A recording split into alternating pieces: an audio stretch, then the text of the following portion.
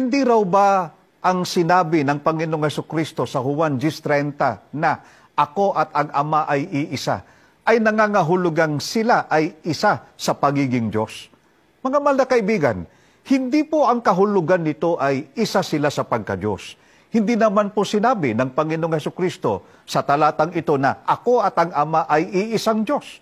Pakinggan ninyo ang nabanggit na talata dito po sa Juan 10:30. Ako at ang Ama ay iisa. Mga mahal na kaibigan, hindi rin po ang kahulugan nito ay iisa po sila sa bilang. Sapagkat sinabi po ng Panginoong Jesucristo sa Juan 8:16, there are two of us, I and my Father. Batay po sa Juan 8:16.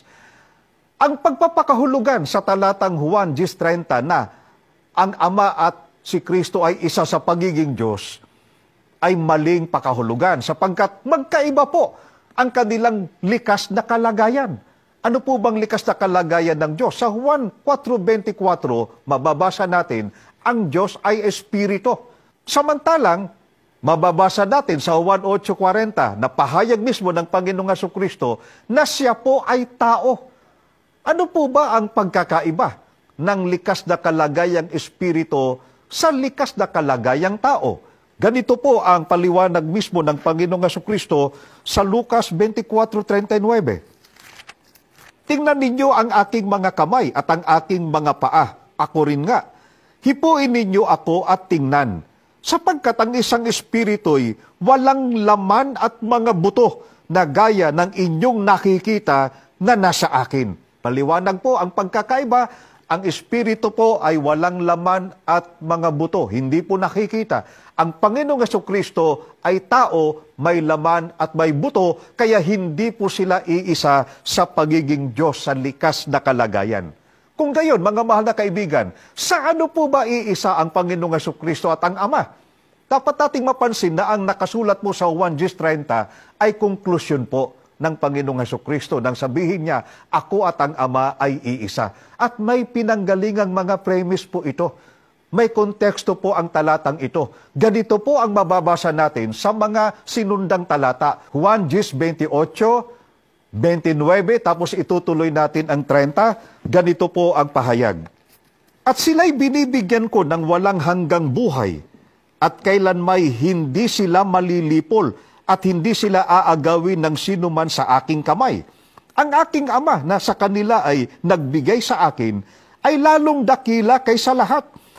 At hindi sila maaagaw ni numan sa kamay ng Ama. Ako at ang Ama ay iisa. Kaya sa mga talatang ito, ipinaliliwanag po ng Panginoong Jesucristo na ang mga tupa o ang tunay na alagad ay inaalagaan niya at ipinagmamalasakit niya. Hindi sila maaagaw ng sinuman mula sa kanyang kamay. Hindi rin sila maaagaw ni numan mula sa kamay ng Ama.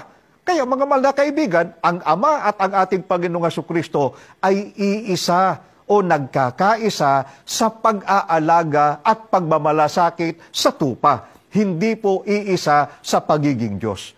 Kaya paano ito isinalin ang Juan 10:30 sa ibang mga salin po ng Biblia? Halimbawa po sa Bibliang The Message, ang nakasulat po roon ay ako at ang Ama ay iisa sa puso at isip.